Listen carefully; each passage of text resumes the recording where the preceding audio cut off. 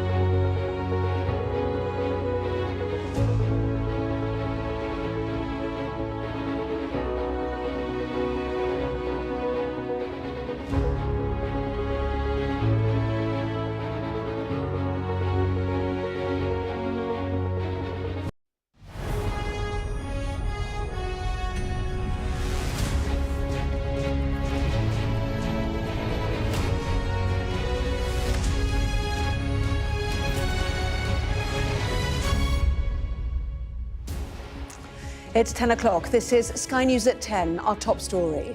President Biden lifts restrictions on Ukraine's use of long-range American weapons as Russia launches one of its biggest airstrikes on Ukraine. Strikes are not carried out with words. Such things are not announced.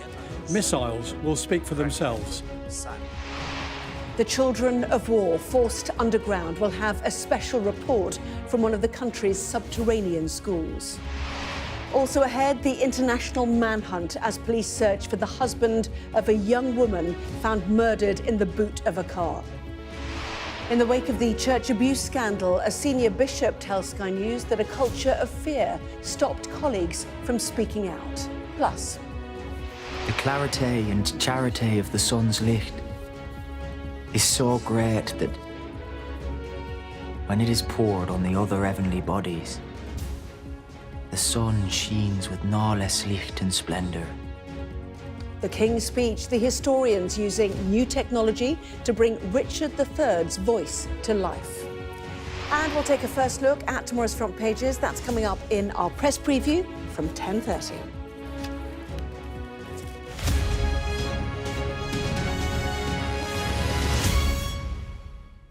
Hello, good evening. As world leaders make their way to Brazil for the G20 summit, tonight President Biden has made what could be a decisive move in the war in Ukraine, lifting restrictions on the use of American long-range weapons to strike deeper inside Russia. President Zelensky has given a cautious response, saying strikes are not carried out with words but with missiles. It comes after another day of bombardment in Ukraine as Russia launched a large-scale attack in the early hours of the morning, targeting the country's energy infrastructure. Sky security and defence editor Deborah Haynes has our first report tonight. A new Russian onslaught across Ukraine. Missiles and drones strike critical infrastructure in the biggest attack in months. Amid the carnage, though, a breakthrough in American military support. US President Joe Biden has finally agreed to allow Ukraine to fire long-range US missiles against targets inside Russia. Ukraine's leader signalled their use is just a matter of time. План посилення України – це план перемоги.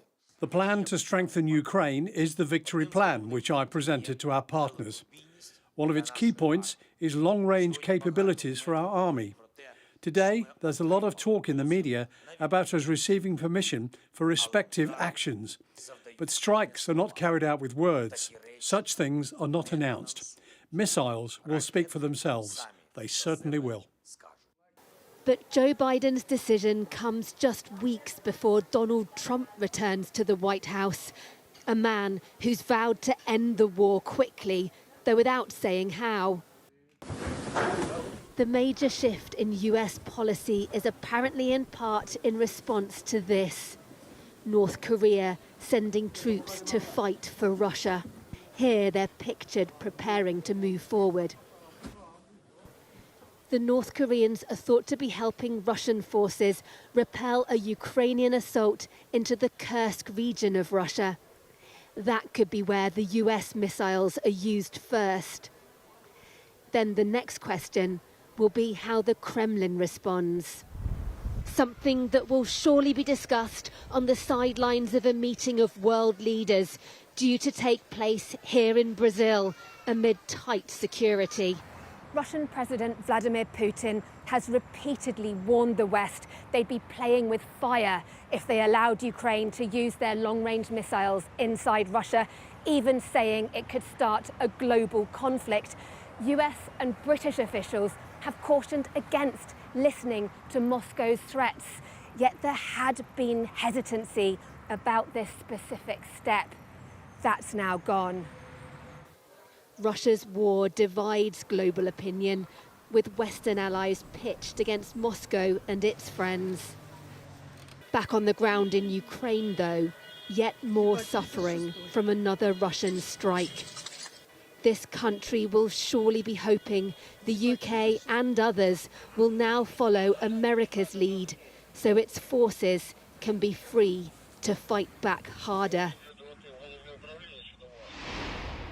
Well, Deborah joins us now from Rio de Janeiro, where world leaders are gathering for the G20 summit. So how significant a move is this, Deborah, ahead, of course, of any unity of agreement at the G20 on Ukraine and ahead of the presidency of Donald Trump?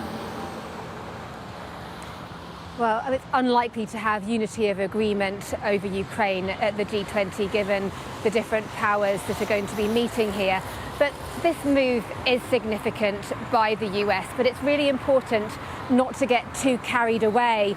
The granting of permission to the Ukrainians to use American ballistic missiles inside Russia is not going to win the war. Yes, it is going to provide important increased capacity for the Ukrainians to strike targets that the Russians deliberately put far back from the front line, such as munition stockpiles, missiles, drones, ammunition. However, the limitations, though, in terms of the quantity of the missiles available and the expanse of the threat in terms of the Russian firepower, does mean that actually, as much as the significant military step this is the psychological, the political message that this move is sending to the Kremlin, that the US has decided to grant Ukraine this permission despite dire warnings from Russia of terrible consequences, including potential global conflict should they do that. So the key will be how Russia responds the first time there is actual evidence of a US long-range missile killing Russian soldiers on Russian territory, and also, frankly, what Donald Trump does next. He's the person who will be calling the shots when it comes to US foreign policy from January. Will he want to keep this new shift in the US support, or will he row it back? Deborah, live for us there in Rio. Thank you. Well, inside Ukraine, life has changed for almost everybody after nearly 1,000 days of war. Children in some parts of the country have been literally forced underground to avoid Russian missiles. Our chief correspondent, Stuart Ramsey, reports now from Kharkiv. This might be the only school in the world that only has one corridor. You'd think these little ones couldn't get lost, but they're never alone here. Even bathroom breaks are a class affair. It is a school, but it's known by its official name, university. Not the place of learning, the underground station. This remarkable school, deep underground, is one of 6 station schools across the city that daily teach 4,800 children whose families haven't fled the war. Built by the Soviets, the Kharkiv metro is the safest place in this city, constantly attacked by Russian missiles. At one stage, 160,000 people sheltered in it. Normal schools were deemed too unsafe, too vulnerable to attack. So the Education Authority in the city came up with this idea: sealing off a walkway next to the tracks and building classrooms. In the summer of 2023, the Defense Council didn't allow children to study in regular school buildings, so we had to find a solution. This is our front line, our educational front line. The experiment succeeded because it was driven by a united team.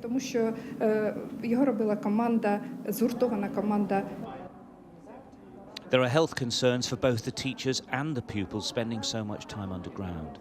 So medical examinations are now part of the school day. It's an opportunity also for behavioural specialists to monitor the effects of the war on both the pupils and the teachers. The psychological effects of living in a war zone could last their lifetimes.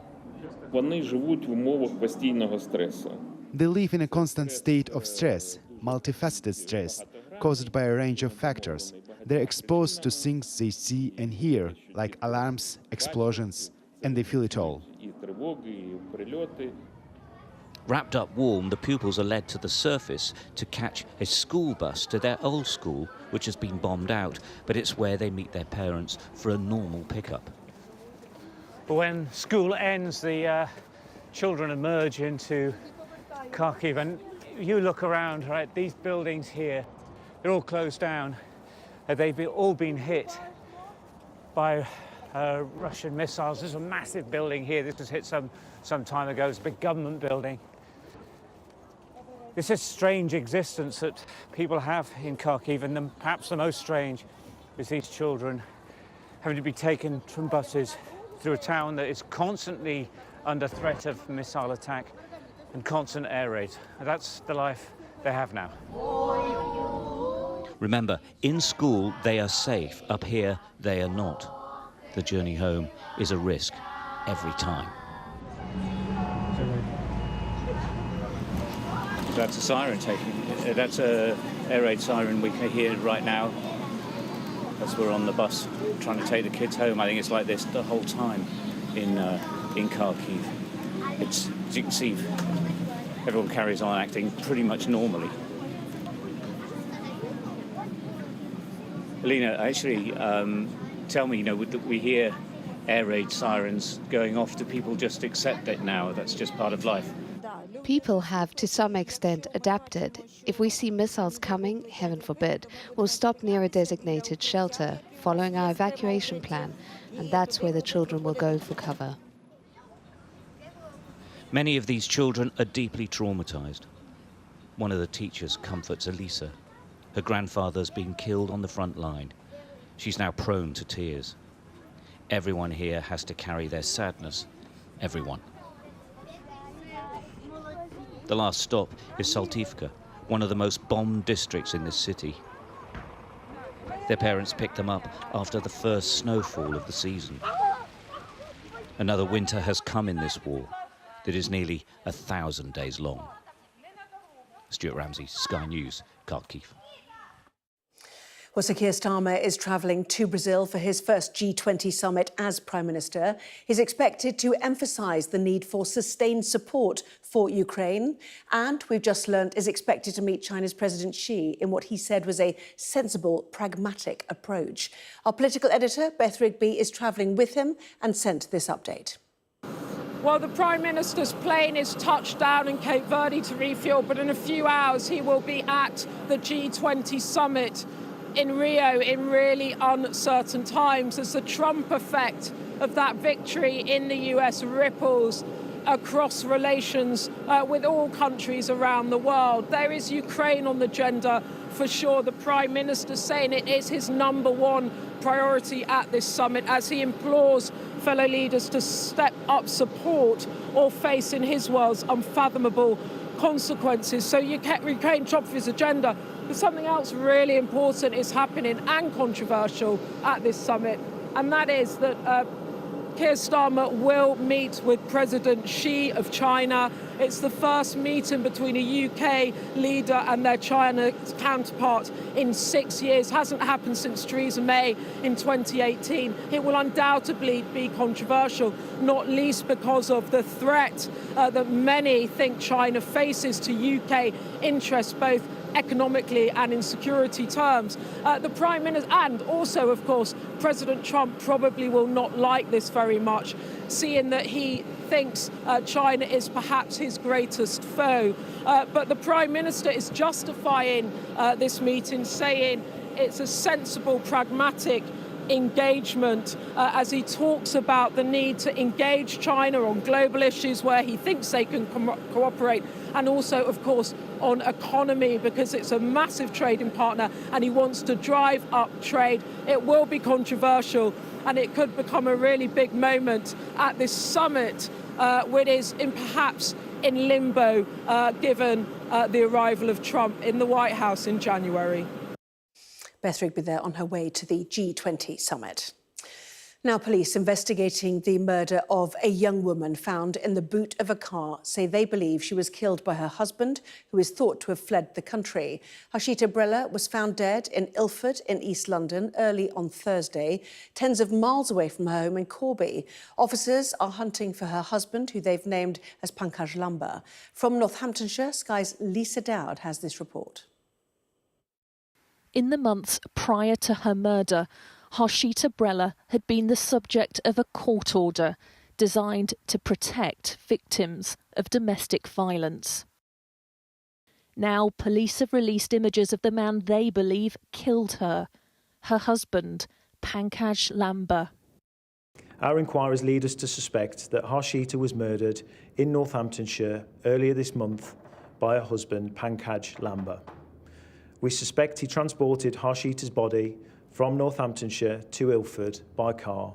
We now believe he has fled the country. Police won't say where they think Lamba has gone, but they are gathering evidence from crime scenes 100 miles apart to try to work out where and when she was killed. On Wednesday, police were called to her home in Corby in Northamptonshire after concerns were raised about her welfare. When they came to check on her here, officers say there was no answer. Close neighbours described the home as a house of multiple occupancy with a number of people living here, but they say they didn't know Harshita. On Thursday, her body was found in the boot of a car in Ilford in East London.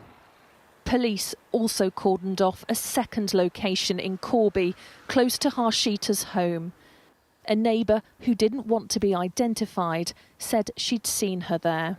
I've heard a lot of shouting, a lot of banging around, a male or female arguing, raised voices, like furniture being thrown. She seems like a lovely young woman. She seems laid back and everything. It's just a shame to lose a lovely girl. The Northamptonshire Force have referred themselves to the police watchdog, the IOPC, due to the previous contact they'd had with Harshita, as an international manhunt is launched to find her husband. Lisa Dowd, Sky News, Northamptonshire. The Bishop of Newcastle has told Sky News that she believes senior figures in the church have been silenced by a culture of fear and prioritising their careers. Helen Ann Hartley was the first and only bishop to call for Justin Welby to resign after a report was published showing the church had covered up abuse by a barrister who led Christian summer camps. As the church marks Safeguarding Sunday, Sky's Gurpreet Narwan has been speaking to parishioners in West London. For times when people have been abused, Lord, forgive us and heal us. Frustration and disappointment simmering beneath the ritual and prayer at St John's Church in Notting Hill. A scandal that forced the resignation of Archbishop Justin Welby has tarnished the Church of England, but feels remote from the local parish. I don't think that the scandal at the level it's happened is really affecting the daily lives of people.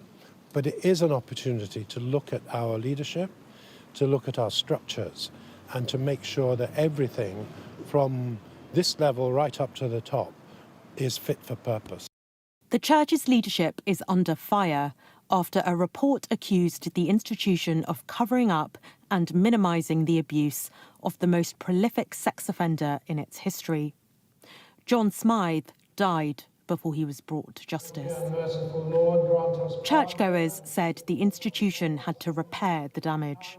As a church, we have to come back together, we have to recognise what's been going on, and we have to pray and we have to rebuild. We have no reason to worry about this church. What happens about the Church of England as an establishment is something else again.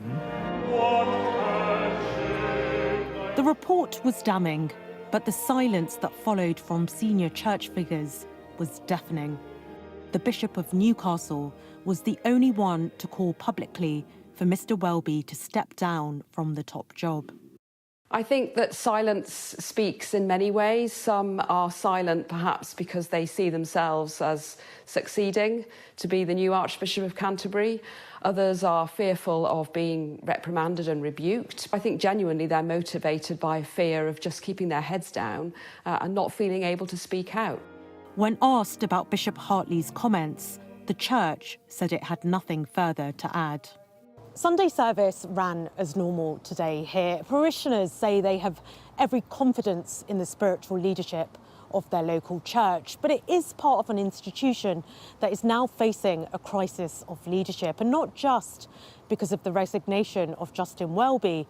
Other senior figures in the church are also under pressure to quit. We place all victims of abuse in the centre of our thoughts and prayers. The scandal has gone right to the top, and now it's filtering through the institution. How will the Church of England survive it? Gurpreet Narwan, Sky News. To the Middle East now, and Hezbollah officials say their media relations chief has been killed in an Israeli airstrike. The Iranian-backed group said Mohammed Afif was killed in an attack on a densely populated central area of Beirut. Lebanese health officials say the latest Israeli airstrikes have killed at least 29 people and wounded 122 others. Women's Equality Party members have voted to shut down the political party.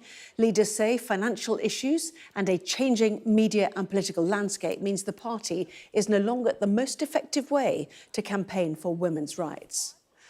Tickets for next summer's Glastonbury Festival sold out in just over half an hour when they went on sale this morning. Festival organiser Emily Evis had already said that 2026 will be a fallow year to allow the land at Worthy Farm in Somerset to recover.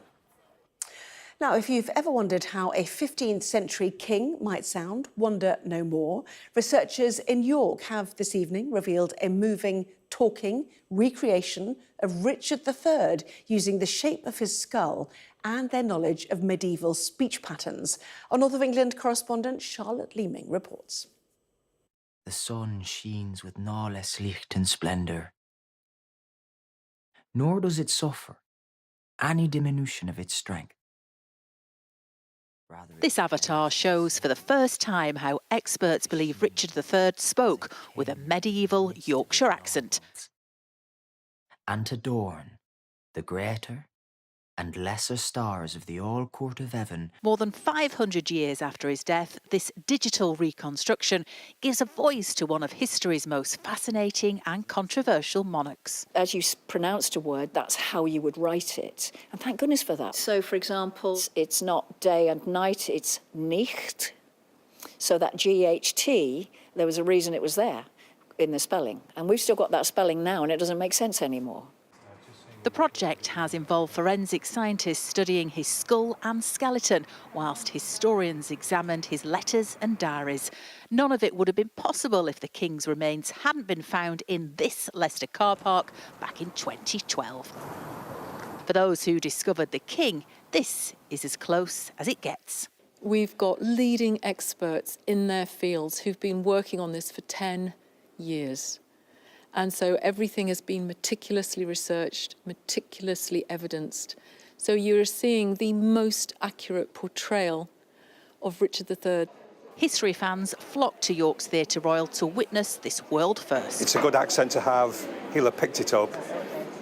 It's a good, trusty accent. A good accent for a good person. It's wonderful to know that he's got a northern accent, because it sort of like marries together well. Northerners are known to be, you know, happy, positive, all those lovely qualities. For the actor behind the King's digital reconstruction, the role of a lifetime. The history nerd in me absolutely loves it. I think it's something I will treasure for the rest of my days. It really will be. Seeing the vocation to which we're called, that is, be the favour of the Almighty. Born in Northampton, but a northerner through and through, technology has brought the King's speech back to life. Charlotte Leeming, Sky News, York. Let's get the latest sport now from Sky Sports News and Alice. This Sky News Sports Bulletin is brought to you by Vitality. Getting more people more active. Live life with Vitality. Firstly, how do you reflect on the decision that England made to retire you effectively earlier on this year? Yeah, obviously I've made peace with it now. A lot of time's passed, but it was tough at the time. You know, I was coming into that summer thinking I still had a lot to give, a lot to offer the team. I still felt I was fit and playing well. So when it did come as quite a shock at first, but yeah, I feel like I'm the sort of person that probably would have kept playing until I was 50 if I possibly could. So if they obviously want to look ahead to the future, which I'm obviously fine with, and it was nice that they wanted to keep me around the team as well, and I've enjoyed being part of the setup in a slightly different role. And you asked if you could play one final test at Old Trafford. Is there a disappointment that you weren't able to do that? No, not really. I think, again, a lot of time's passed since that my last Test match, so I was delighted that I got to play at Lord's. I don't think a lot of people get that opportunity sometimes to go out like that and have that one last moment, and to have the crowd and you know the team around me and my family there as well. I think it was just a great week and a great way to go out. And as difficult as it was, when you consider the development of Gus Atkinson and Bryden Carson in Pakistan in particular, not that England were vindicated the decision, but have they been able to make strides since then?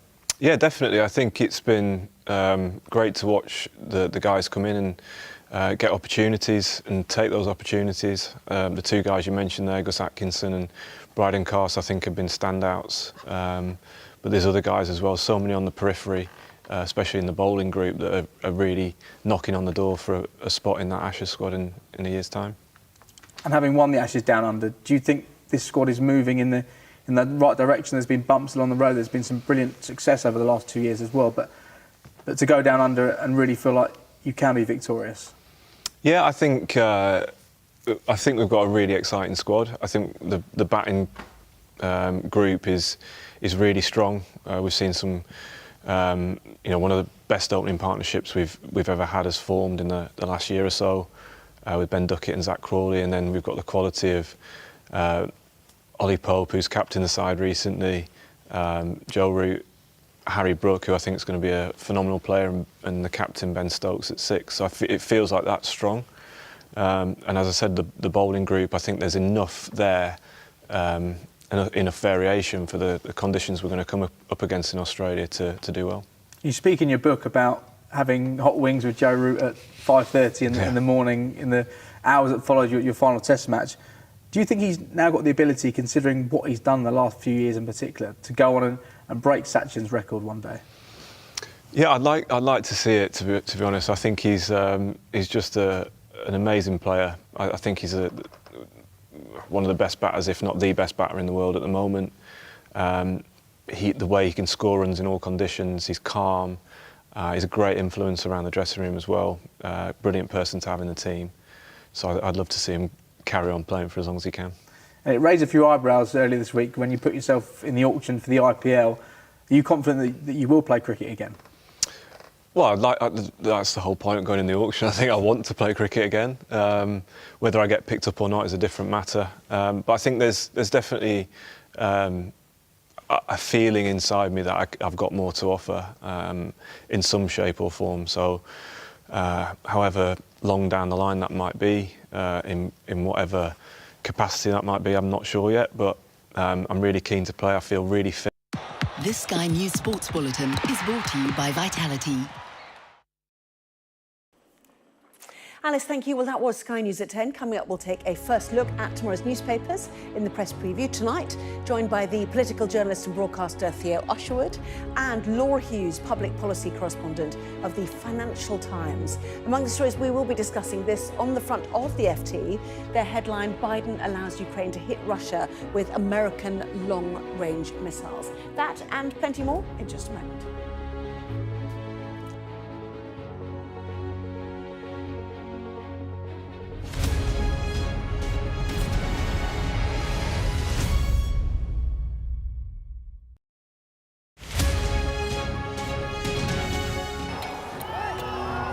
Prime Minister Modi is the most popular politician in the country.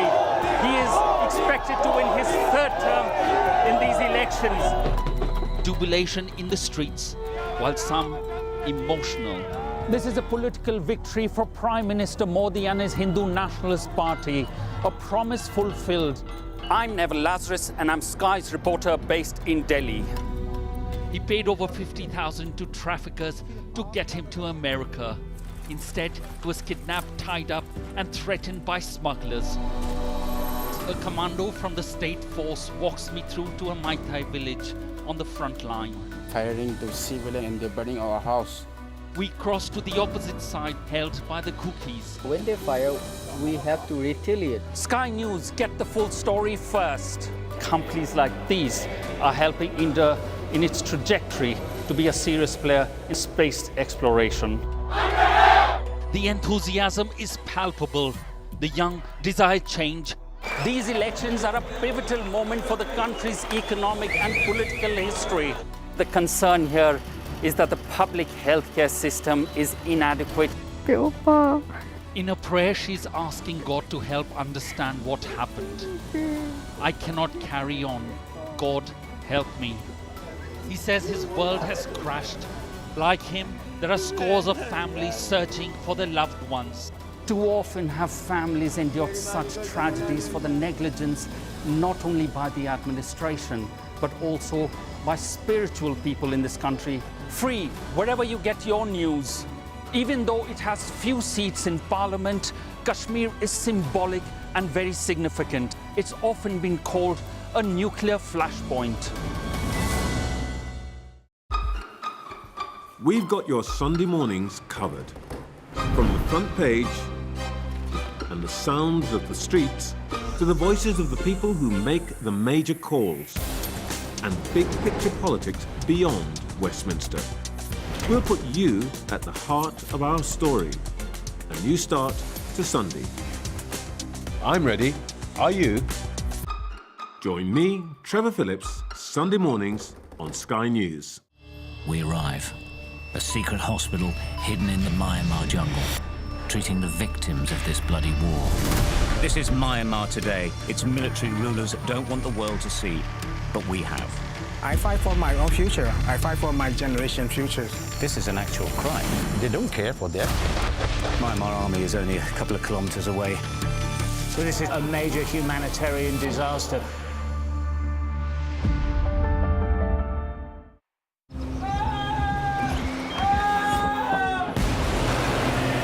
most significant day of this conflict. They keep telling us that they want aid. And this is what's left of it.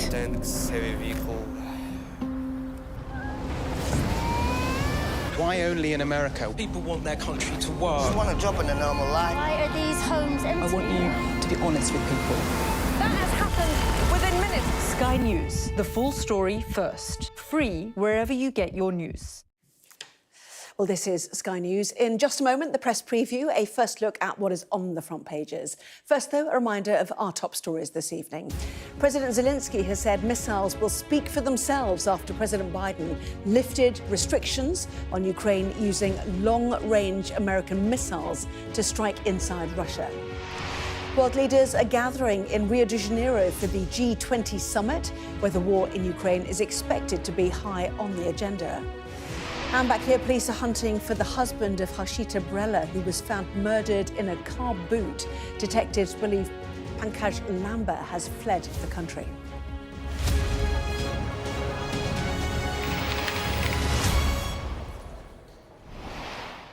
Hello there, you're watching the press preview, a first look at what is on the front pages. In the next half hour then, we'll see what's making the headlines with the political journalist and broadcaster, Theo Ushwood, and the public policy correspondent of the Financial Times, Laura Hughes. Great to see both of you. Welcome to you.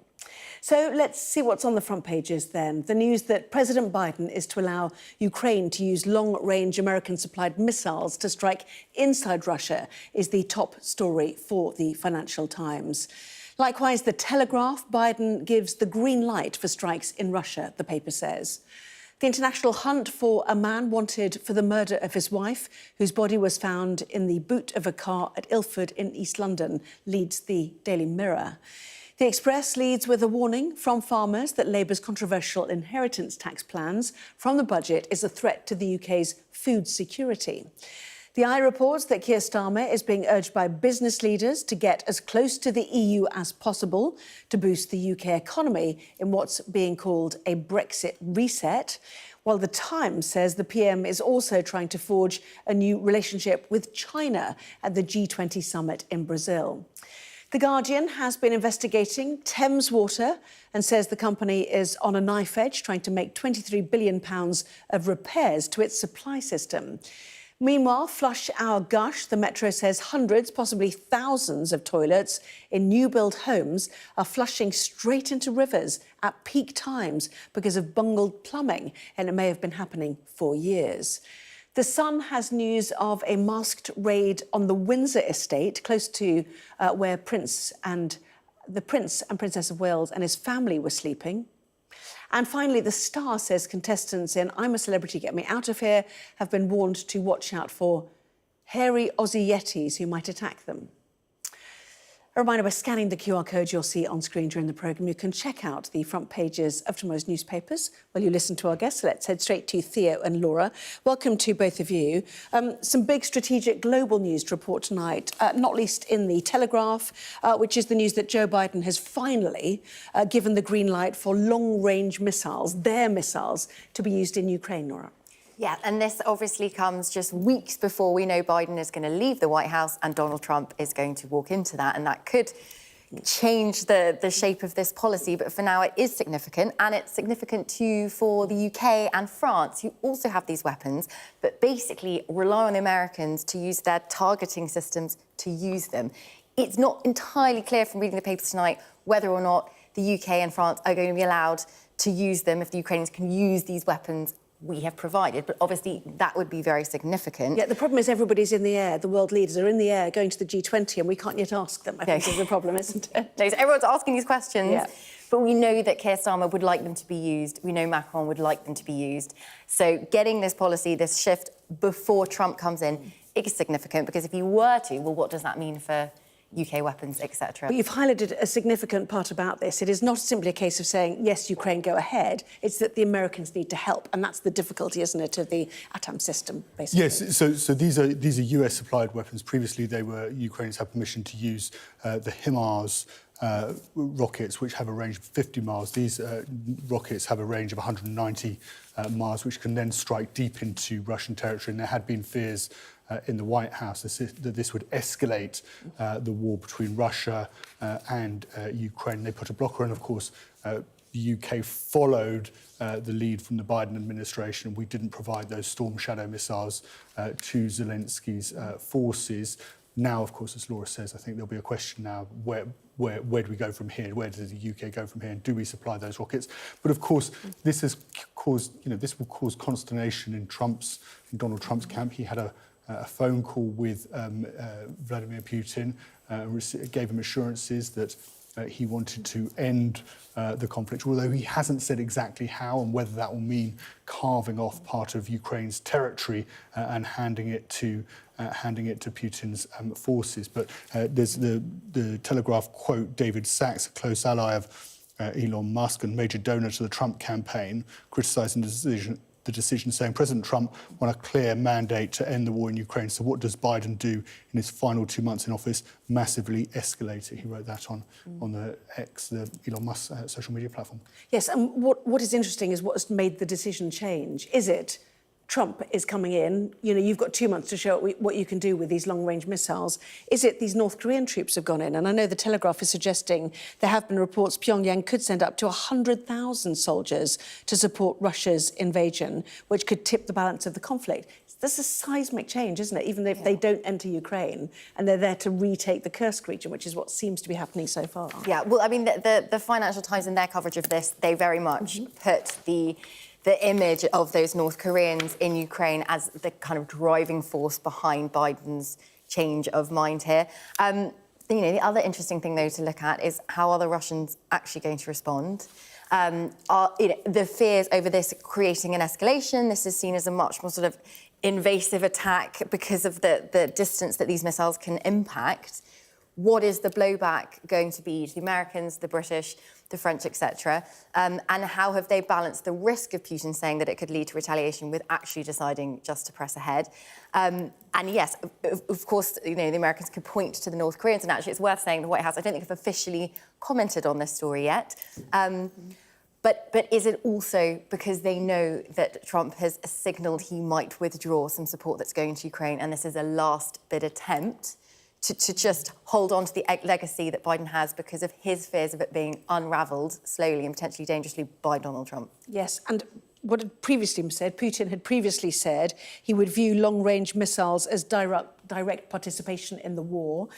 Various comments tonight for example, the first deputy head of the Russian Upper House's International Affairs Committee, reported by TASS, suggesting that this would be seen as an unprecedented step which could cause a third world war.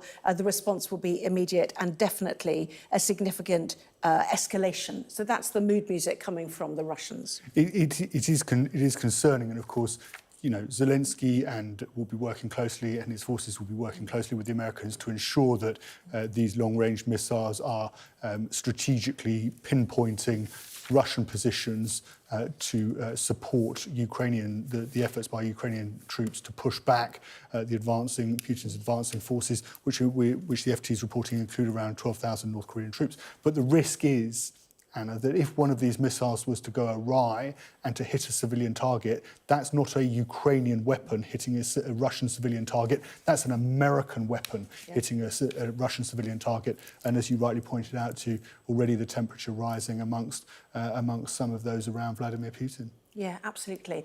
In the meantime, Joe Biden, we heard from him tonight. He was in Manaus, the first sitting US president to visit the Amazon rainforest, where he talked about, climate change, the need for biodiversity control and support. He didn't talk about this. He's on his way right now to Rio for the G20 summit, as is Sir Keir Starmer. And the news we've learnt tonight is that Sir Keir is expected to meet President Xi of China, which is in itself significant, is it not? It's the first time, I think, a British Prime Minister has met their Chinese counterpart since Theresa May in 2018.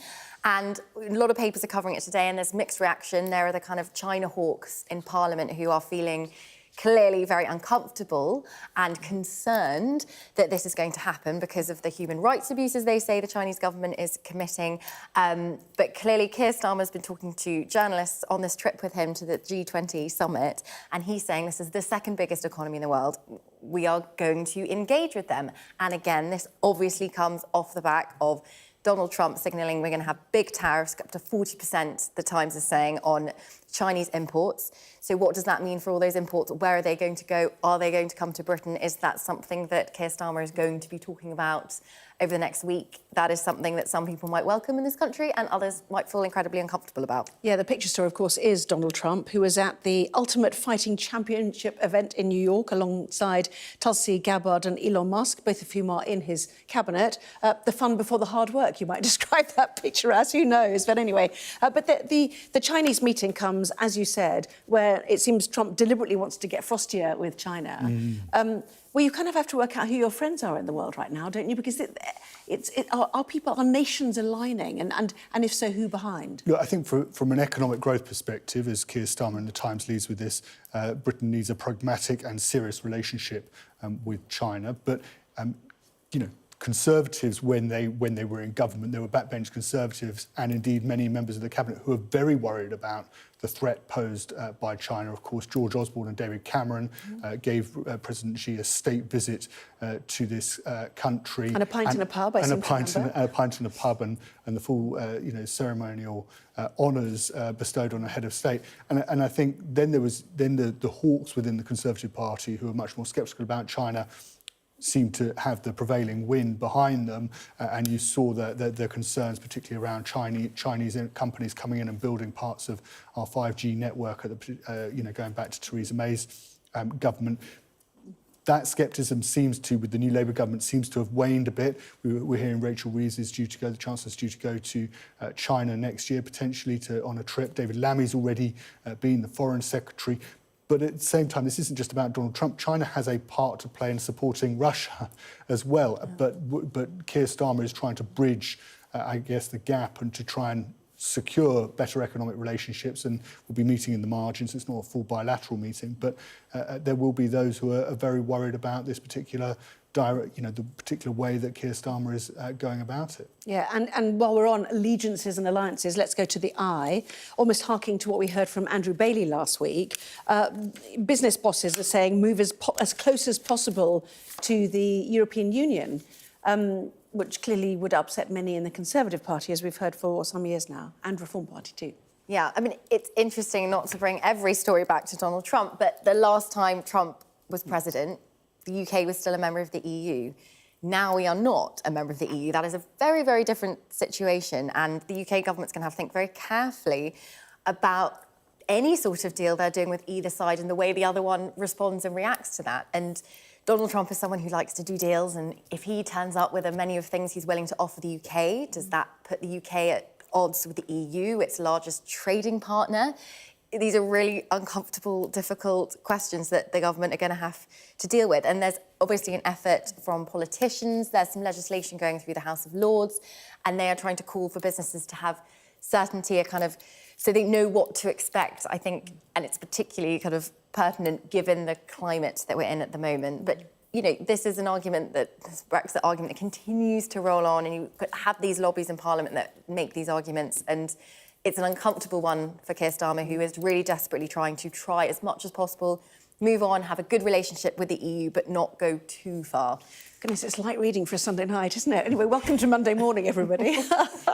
Lots more still to come in the next part of our programme as well, including this in the Express, a warning that what they call Labour's war on farmers is a threat to food security in the UK. Back in just a moment.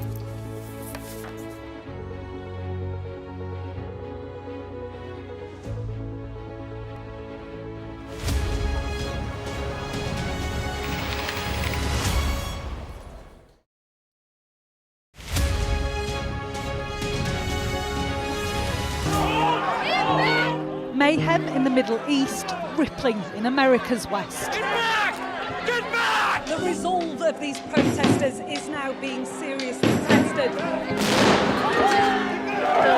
I saw police being forced or pushing young men and women to the ground as they made almost 100 arrests. None of this is a peaceful protest. I'm Martha Kellner and I'm Sky's US correspondent based here in Los Angeles. How are you feeling? I am angry. It is an anti-woman agenda. Sky News, get the full story first. Will the cold affect your voters? Well, we have a lot of tremendous support, but it's nasty out there. Can you beat Donald Trump, Governor? President Biden, do you trust President Xi? President Biden says that this meeting went well. He said real progress was made on a whole host of issues. Will your candidates win? I hope so. I think they will. I think they're great candidates. There's no doubt that Kamala Harris and her team are harnessing the power of social media. Do you think Kamala is brat? Kamala's brat. Are you scared? Yeah, we were scared. It was terrible. Strong wind, building tearing down. As them say, God works, so we can't do nothing. The people here know that worse storms may well be on their way. Free, wherever you get your news. Excited. I've had severe nightmares of these people coming in and just taking me in the middle of the night. Ghislaine Maxwell has pleaded not guilty to all 6 charges against her. Mum, how are you feeling today? Jeffrey said, you answer to Ghislaine, you just don't cross her. Welcome to the world. Our new podcast, starting now. It's very exciting. Every week, we'll be reporting from the world's trouble spots. We get to hold those in positions of power accountable, and we get to ask the questions that the audience, the listeners, want to know about. And that's why it is so important that people tune in, come along for the road, come along for the journey. It'll be fun. Play Sky News. From the Sky News Centre at 7. Now that you're up to date, we can go into a bit more detail. Things can change incredibly quickly. Taken by surprise. Have you ever known a moment like this in British politics before? Yes. Cheers. We'll start with breaking news. Let's get the latest on the ground. So, by the end, we'll hopefully all understand what's going on in the world just that little better.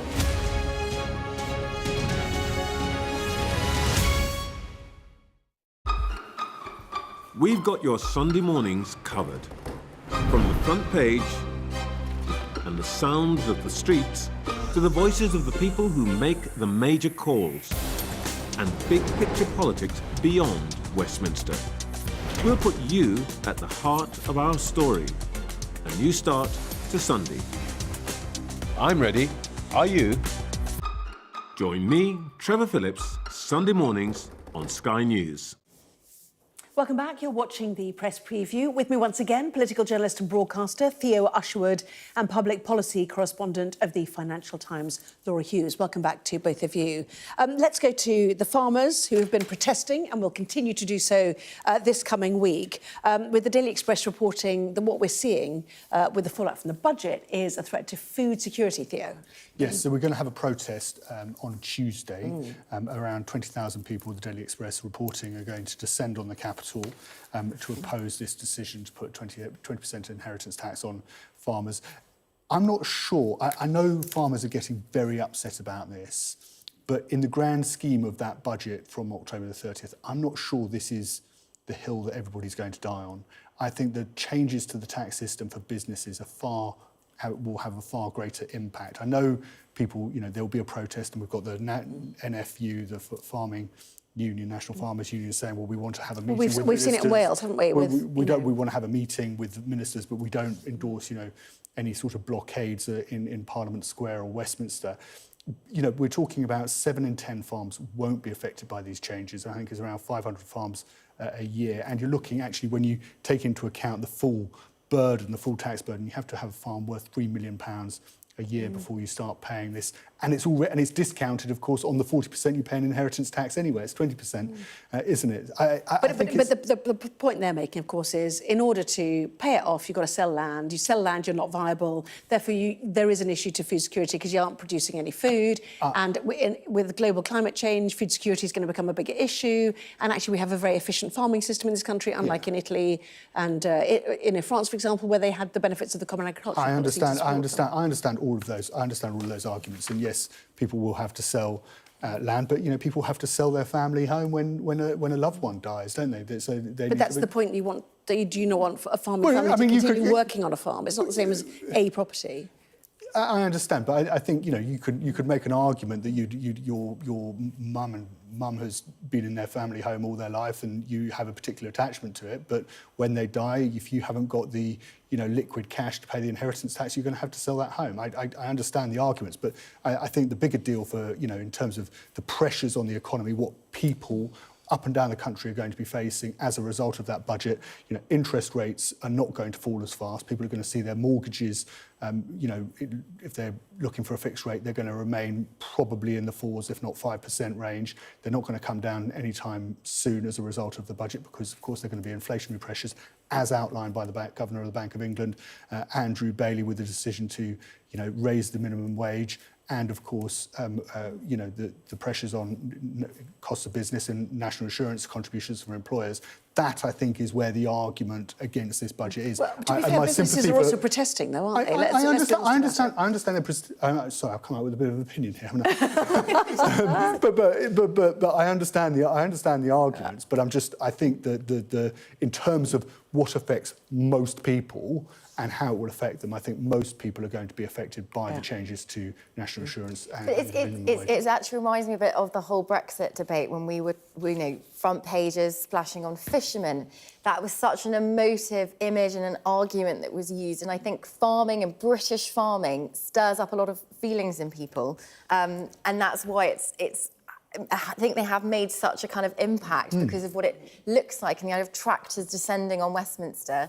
It's the kind of visuals of it, whereas business organisations writing a letter to a national newspaper, it doesn't necessarily have quite the same. Yeah, they've mobilised well, is what you're saying. Yeah. 2 quick stories, if you don't mind, in just over a minute. First one, Laura, women's health worsens as they wait years for gynecological care, as she tries to say it. Yeah, no, this is a really striking story. It's a kind of a huge report out, and it basically puts at the number 760,000 women waiting for non-cancer hospital care on the NHS because of gynecological issues like endometriosis, and they've got a case study here in the Times. It equates that number. It says that if all those women were stood in a line, it would stretch from London to Exeter. That is how many women are waiting on the NHS. And this is a really interesting story. It's obviously a really important story, and it sort of feeds into a lot of the issues that I write about and the kind of treatment of women's health on the NHS, sometimes compared to men's health, and how women often fall behind and fall through the gaps and are living with serious, serious pain that isn't really talked about. OK, we were going to do one more. I'm just going to show it anyway. This is The Telegraph. Tackle violent crime, not tweets. Starmer urges the police. The fallout of the Alison Pearson post-furore. Let's leave it at that. We'll do that more justice next time, I think, probably. Thank you both very much indeed, Laura and Theo. See you next time. Thank you. To the weather now. Well, a developing area of low pressure will spread north and east across the country over the next 24 hours. As well as bringing some mild, wet and windy weather to southern parts of the country, it's likely to bring a spell of snow to northern parts overnight. It'll be a cold, bright and frosty start for Scotland, northern England and Norfolk, with temperatures below 0 in rural spots. The south and southwest will be mild and breezy with outbreaks of rain. Early sunshine in the north and east will become hazy as cloud increases from the southwest. Temperatures will range from a high of 3 degrees Celsius, that's the high, in the north, to a high of 13 in the south. Rain pushing north and east will engage with the colder air through the afternoon, turning to snow over the higher grounds of Northern Ireland and the Northern Pennines. Later in the night, there's the risk of some widespread heavy snow over northern England. Wintry showers will continue over northern Scotland, with the risk of some icy stretches by morning. Sky News at 11 is next. President Biden, who's in Brazil for the G20 summit, has lifted the restriction on Ukraine, using long-range American missiles to strike deeper inside Russia.